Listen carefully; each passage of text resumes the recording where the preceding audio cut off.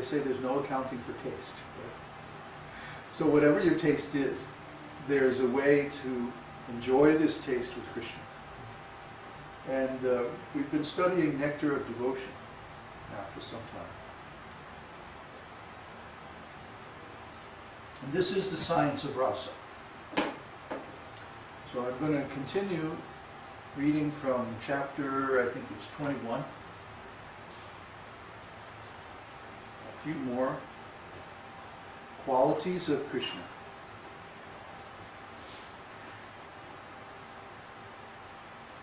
7. There are 64 qualities. We're on number 7. So we're going to be going through this for a while. Wonderful linguist. Rupa Goswami says that a person who knows the languages of different countries, especially the Sanskrit language, which is spoken in the cities of the demigods, as well as other worldly languages, including those of the animals, is called a wonderful linguist. It appears from this statement that Krishna can also speak and understand the languages of the animals. An old woman in Vrindavan, present at the time of Krishna's pastimes, once stated in surprise, "How wonderful it is that Krishna, who owns the hearts of all the young girls of Vrajabhumi, can nicely speak the language of Vrajabhumi with the gopis, while in Sanskrit he speaks with the demigods, and in the language of animals he can even speak with the cows and buffalo. Similarly, in the language of the Kashmir province, and with the parrots and other birds, as well as in the most common languages, Krishna is so expressive." She inquired from the gopis as to how Krishna had become so expert in speaking so many different types of languages. So of course Krishna is present in the hearts of all living entities, so he can speak all languages. Not only that, he knows all of us, actually better than we know ourselves. And so he can speak very personally, very directly to each living entity in terms of their eternal relationship. And he automatically can speak their language because after all that's the way they think and that's the way they speak. So Krishna is a wonderful linguist. Number 8 is truthful. A person whose word of honor is never broken is called truthful. Krishna once promised Kunti, the mother of the Pandavas, that he would bring her 5 sons back from the battlefield of Kurukshetra. After the battle was finished, when all the Pandavas had come home, Kunti praised Krishna because his promise was so nicely fulfilled.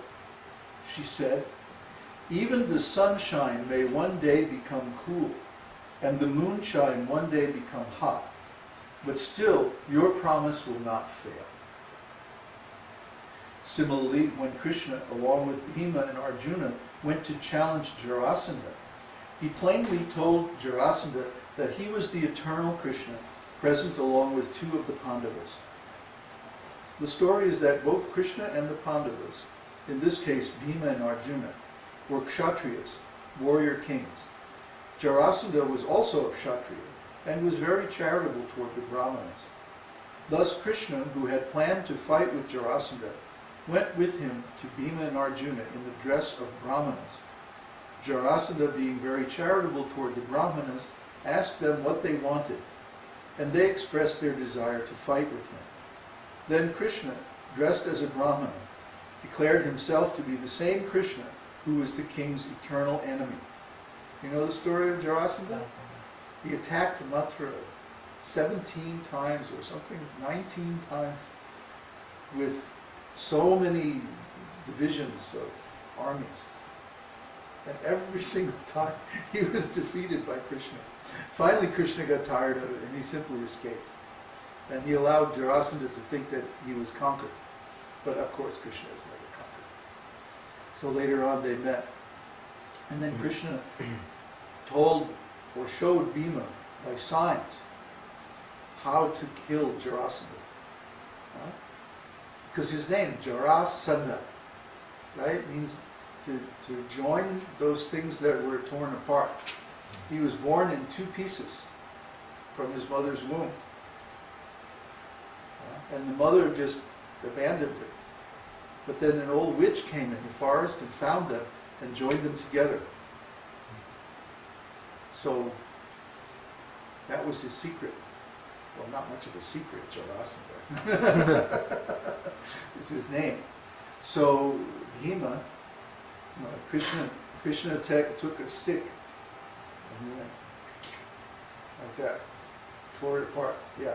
And so Bhima took the hint, and he pinned Jarasandha down, just stood on his one leg and pulled up his other leg and tore him apart. Bhima is very strong. He could do that. Anyway, point is that Krishna made a promise, and he kept it. Just like in Bhagavad-gītā, he says, "My devotee is never vanquished." And he said, "Declare it to the world, Arjuna. This is my promise." But you know what? One time he broke his promise. You know the story? In the battle of Kurukshetra, Krishna had promised that he was not going to take up any weapon. But Bhishma attacked Arjuna so ferociously that Krishna became angry. He jumped down off the chariot and picked up a chariot wheel, and he was rushing at Bhishma. And Bhishma threw down his bow and arrow and just stood there and said, "Okay, come on." He wanted to be killed by Krishna. But Krishna wouldn't let him have the satisfaction. It was enough that he got Krishna to break his promise. That was Bhishma's promise. You see, so Krishna considers his devotee's promise even more important than his own. He considers the devotee's word even more important. It overrides his word. See, Bhishma is one of the 12 Mahajans. He's a great, great devotee. So, if Krishna makes someone a devotee or a guru or teacher, he actually becomes bound by that devotee's promise. That's why when one takes initiation from a bona fide guru, he makes the promise, "Okay, I will observe this process of devotional service, and I will serve." This is called bhajana kriya.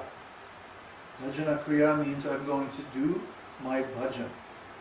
This is going to be my work. This is going to be my main activity in life for the rest of my life. And worship the Lord. And in return, the Guru promises, "Okay, then I promise you will be delivered from material existence." So he makes this promise on behalf of the Lord. And because his devotee promises, then Krishna will certainly keep it. This is Krishna.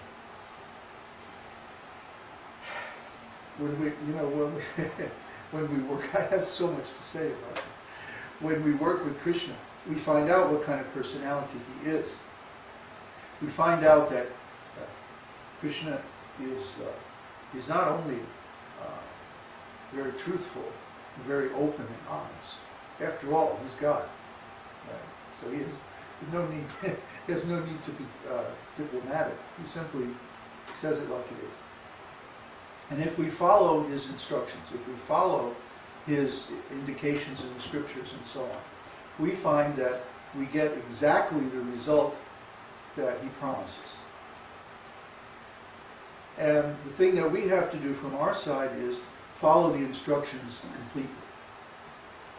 If Krishna says you have to give this up, then you should really give it up. And Krishna says you have to do this, and then we should really do that. And we find that if we follow these instructions, we get the result precisely the way Krishna specifies in Scripture. And the trouble is when we doubt Krishna and so we don't follow completely. And then we don't get the result and we say, see, it doesn't work. But, who changed? It wasn't Krishna, it was us. We changed the deal. So when we follow Krishna's advice, when we follow his instructions, we always get the result exactly.